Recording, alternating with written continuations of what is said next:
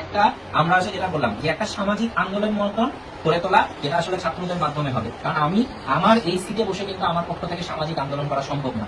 আমার জন্য যেটা সম্ভব সেটা হচ্ছে গিয়ে যে ন্যায় এনশিওর করা, এবং এর জন্য কি ছাত্র সমাজ সকলের কাছে গিয়ে বলবে যে তারা যাতে কোনো ধরনের আর্থিক লেনদেন না করে।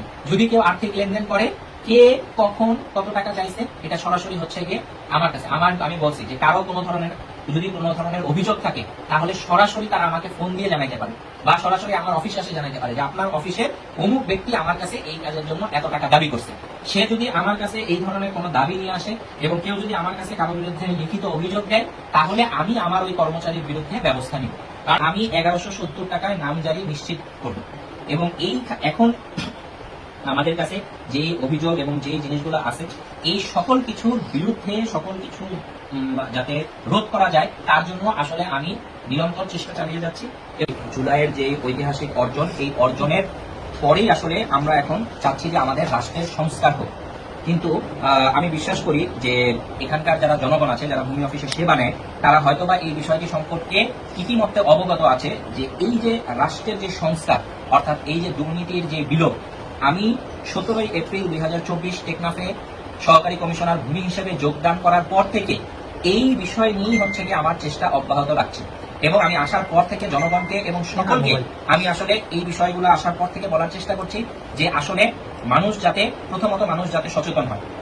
আমার মনে হয় যে এখন এই ছাত্ররা এর মধ্যে আসার পরে আমার যে লড়াইটা এই ভূমি অফিসের সংস্কার নিয়ে বা এই যে দুর্নীতির বিরুদ্ধে, আমার জন্য এই লড়াইটা করা আরো অনেক বেশি সহজ হবে। এবং আমি চাই যে আজকে যে যারা এখানে উপস্থিত আছে এবং পুরা টেকনাফের যে ছাত্র সমাজ আছে, এই ছাত্র সমাজ আসলে মানুষজনকে বুঝাবে এবং বুঝাইতে সক্ষম হবে যে আসলে দালালদের কাছে না যায়, কাউকে কোনো টাকা না দিয়ে কাজ করা যায়।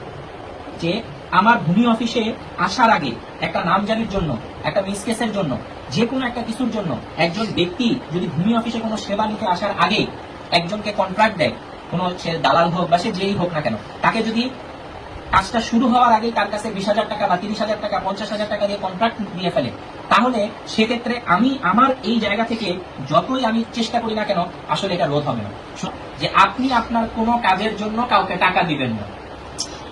যদি কেউ কোনো কাজের জন্য টাকা না দেয় এবং সে যদি তার কাজটা এরপরে যদি কাজটা যে ঠিক আছে আমি কাউকে টাকা দিই নাই, আমি নামজারির জন্য আবেদন করছি, আমার নামজারি আবেদন করার 1 মাস হয়ে গেছে, কি বিষয়, সে আসে সরাসরি আমাকে জিজ্ঞেস করবে যে আমি নামজারি আবেদনটা করছি, আমার আবেদনটা কি হয়েছে নাকি হয় নাই।